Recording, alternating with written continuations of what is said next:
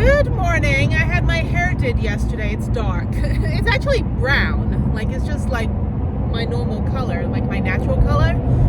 But there's no highlights, so I feel like it's really dark and harsh. And because I'm not very, quite pale, and I have green eyes, so I don't know. I don't know if I like it. It's dark. So it looks healthier though. But anyway, so I'm gonna go pick up my daughter right now. We're gonna go do our thing. It is 41 degrees here in Houston.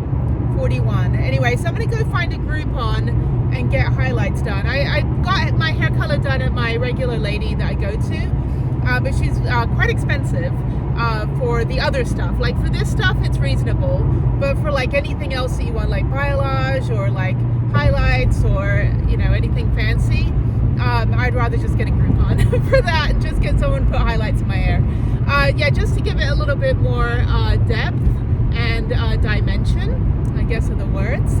But no, I like the color. It's just I don't like it being flat. I like to have a little bit more like I've been in the sun kind of thing. Just kind of soften it up a little bit. There is something flying at my car. It's Houston on a Sunday. Anyway, it's 41 degrees, it's sunny, and it's cold. But it's still like humid for some reason. I don't know what's going on, people. Anyway, so I'm gonna go pick up some donuts and then go get my daughter. So yeah, I don't know. I mean, this matches my hair extensions that I got, which I've never used because they didn't match my hair. And it's like, like a reddish brown. I don't know, like a deep brown. I don't know. I gotta get used to it. I haven't really like styled it or anything. I just kind of dried it and curled it this morning, so it's kind of all over the place. But yeah, I mean, it'll wash out a little bit between now and never. So anyway, just whenever I get a new hair color, it takes a minute to like figure out. But I'm so used to like the gray highlights, brown, like mess that I had before that I guess I'm not used to like having normal colored hair. I don't know. We'll see what my daughter thinks of it. Her opinion is the opinion. So I remember one time I got bangs when she was like 5 years old maybe, and she wasn't like paying attention while I was getting my hair cut. And then all of a sudden, like, she looks up and she's like, "Mommy, what happened to your hair?" And then she started crying because she said that I didn't look like her anymore because we had the same, like, just plain hair, like this kind of hairstyle, just no bangs. And so she wanted bangs as well, but she has curly hair, so bangs don't really, like, they're a lot to handle when you have curly hair. But she was like, "Mommy, what happened to your hair?" I was like, "Do you like it?" She's like, "But you don't look like me. I don't look like you." So my little mini me. So anyway, she ended up getting bangs cut in. Like her dad cut bangs in, but they just curl up, right? Because she got curly hair. So anyway, it's just hair. It's fine. It's going to be in a ponytail, hat, helmet, whatever. So I just want it to be healthy, and I want it to grow. It's grown quite a bit finally. Like all the bad parts have broken off. So hopefully 2026 will be my year to get my hair back down to my butt. So I found a Groupon, and I need to see if they can fit me in tomorrow for the highlights. I don't need anything else. I don't need like wash and color and all that stuff, which is part of the Groupon. I just need partial highlights, just a little bit of depth, not just so flat. So yeah, I will. I'll go give them a call at noon and see if they can fit me in tomorrow before I go to the airport hotel, that is. Yeah, that's it. That's the end of just over 2 weeks back in Houston. So my friend in Santa Fe is going to check on my van, and I said in Albuquerque, because he works in Albuquerque, and I was like, I think it's fine. It's right next to a 7,000 volt fence. I don't think anyone's gonna get to it. Plus I can see it on the tracker, so I can see what's happening, like if the doors are open or if the battery's dead. I've got the Viper security system, plus I've got cameras. I've got like the Fort Knox thing going on there. Anyway, yeah, it's nice and cold today, but nothing's really open Sunday mornings except the Natural History Museum, which we already did. We did that 2 weeks ago. So, but yeah, I mean, we used to go ice skating Sunday mornings, which we haven't done since before the pandemic.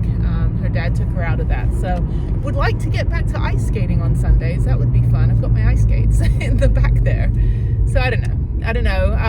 It's it's with school and testing and puberty and stuff like that, it's hard for kids. It's hard for when you're like the preteen teen, like you're still dependent on your parents because you're too young to get a job and too young to drive, but then you're too old to be like thinking your parents are cool.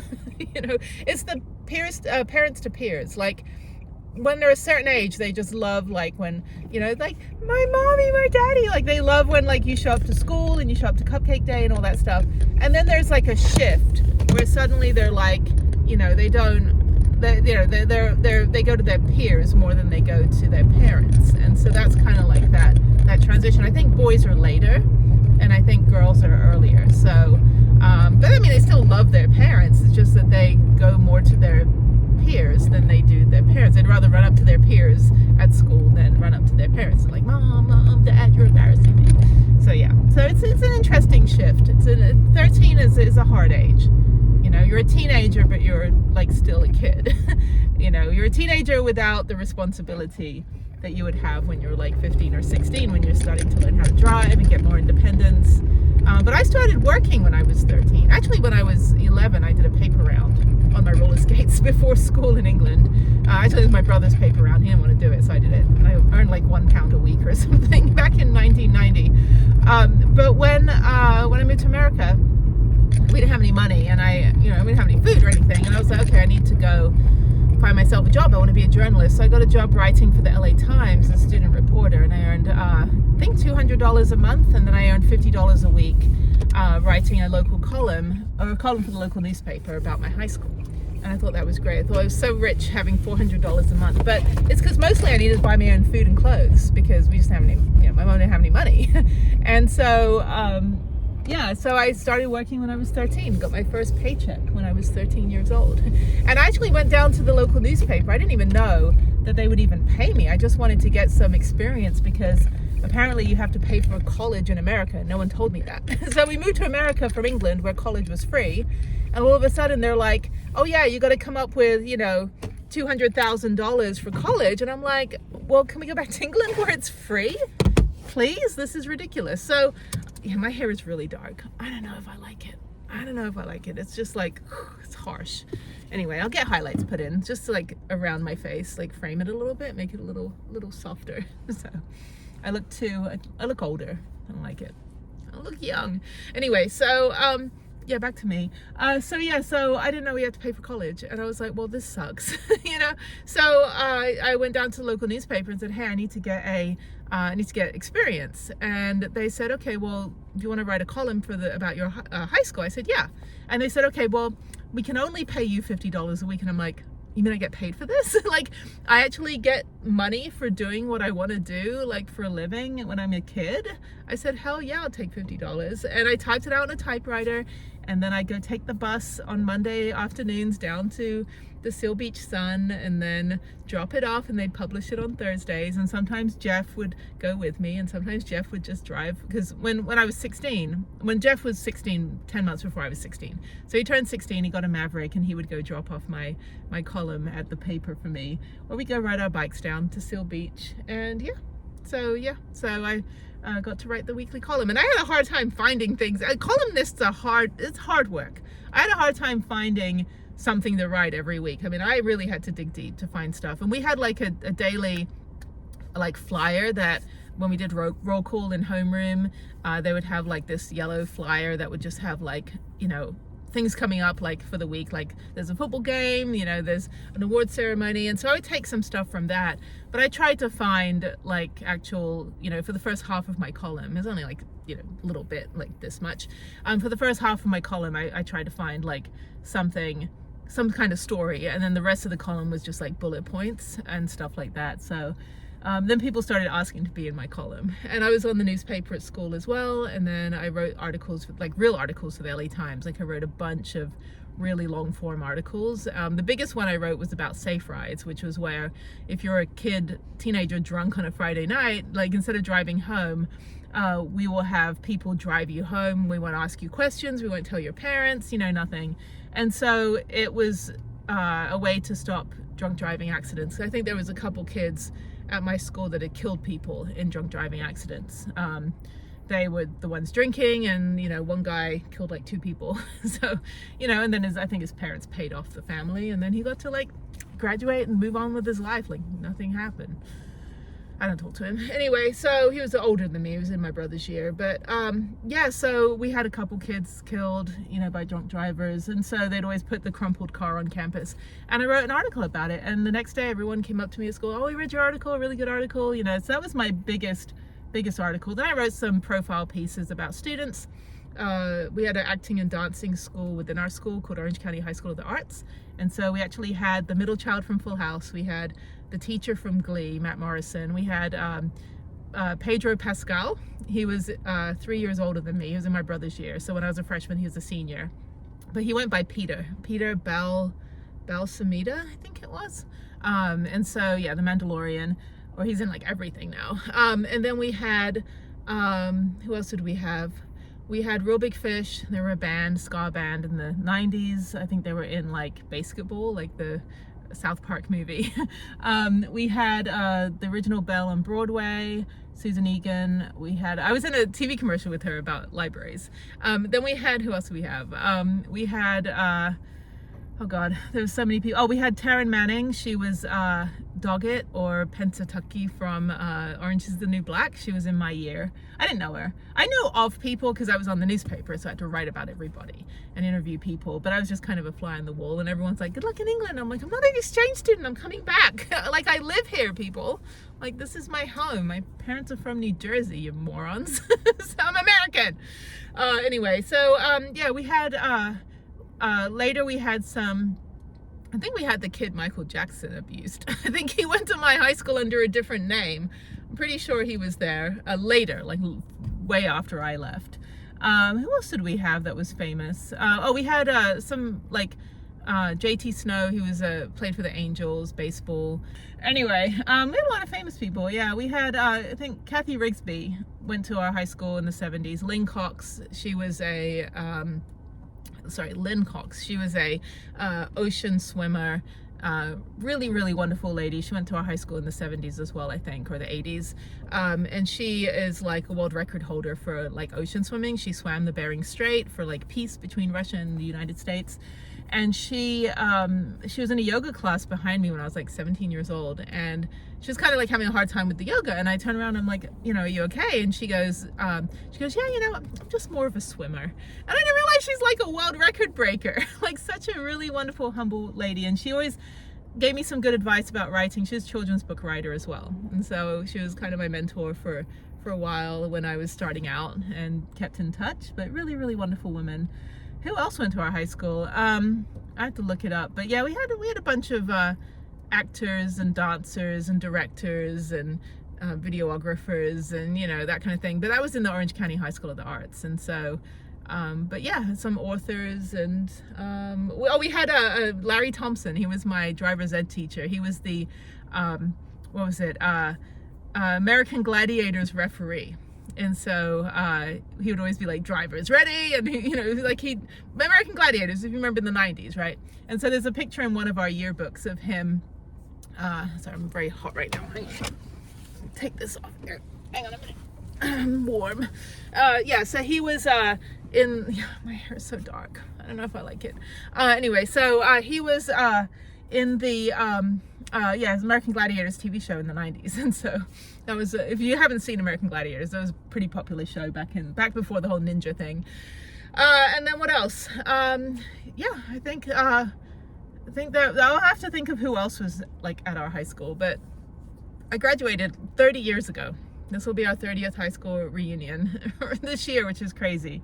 Anyway, okay, so I'm gonna go get some donuts, and I just took my jacket off and it's cold. All right, I'll be right back, and I'll talk to you guys later. Bye. All right, I am so grateful for wonderful people in Houston. So I got the base color done, and it was too much, so I got low lights put in from another place. You can get anything here. It's amazing. So I went to a Colombian woman. So I had the Iranian lady do my base color, which is amazing. I always go to her for base. And then I went to this Colombian lady for my low lights. What do you think? I love it. It feels so fresh. I feel young again. Yes. I don't know, whatever. I'm not like these like beauty influencers, you know. I'm just like, whatever. Anyway, so she just fit me, and I just dropped my daughter off, and then I came over here about 15 minutes, and that took about 30 minutes for her to do this. So yeah, so really cool. It's beautiful. I love it. Everyone else is like, you suck, you look ugly. I'm like, I don't care what you think. I think I look great. Anyway, but yeah, so you can see right here. I mean, come on, I'm 47 years old. Like, deal with it. So, yeah, I mean, literally, like, the picture of me at, like, 17, the woman's like, you look exactly the same. I'm like, I'll put it right here. Me at 17, 18, I think. Maybe I was 19 in that picture. I think I was 19, because I already had contact lenses. So, yeah, me at 19, and me at 47. So, yeah, not a lot has changed. I think I look like, anyway, I don't know. Maybe I have changed. Okay, so I'm done. I'm gonna go home. I got a lot to do. I gotta do some stuff on the computer. I'm tired. It's been a busy week of stuff, personal stuff, legal stuff, colonoscopies, cameras in places that no man has gone before. So yeah, I need to get the pictures off the portal for the VA. But that's it. So now I'm just gonna go back and finish cleaning up some stuff and finish packing, and I think my hair looks great. I think it's great. I've had such a hard time with the hair, with Madison Reed ruining it, but this is beautiful. I think this is fantastic. She did a really good job. So there we go. There's me. Okay, I'm a Mamasaurus. See my t-shirt? It says Mamasaurus. Arr, arr. This is a t-shirt I used to wear when I would chaperone the school trips in like 5th and 6th grade, or 4th and 5th grade, I think it was. And all the kids are like, it's Harriet's mommy, Mamasaurus. And I'm like, arr, Mamasaurus. All right, I've talked enough. Let me get out of here. I've got 20 minutes to drive home. I should get some food to take back. I had a good lunch.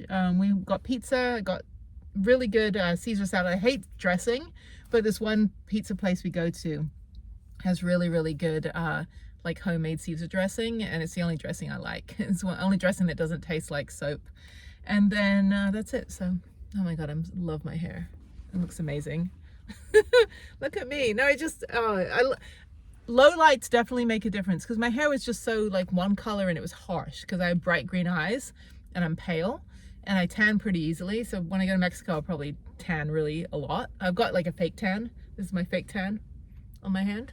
You can see the different, well, this one for some reason is lighter than this hand. I think it's just the lighting. Anyway, this is the fake tan. This is my real color. So the fake tan will get darker over the next couple of days. Yeah, so I don't know. I'm just being vain today. I'm like, I like my hair. It's not gonna look like this tomorrow. She actually like blow dried it properly and stuff. It's gonna look all messed up tomorrow. But anyway, it's nice. It looks more like my natural color, as if I've been in the sun, which I hate the sun. So, and it's finally growing. It's getting longer. All right, 2026, the year of getting my hair down to my arse. So I would like long hair again. That's what I'm gonna work on. But this actually matches my hair extensions that are somewhere in here. I have no idea. Okay, I'm gonna go home. Bye.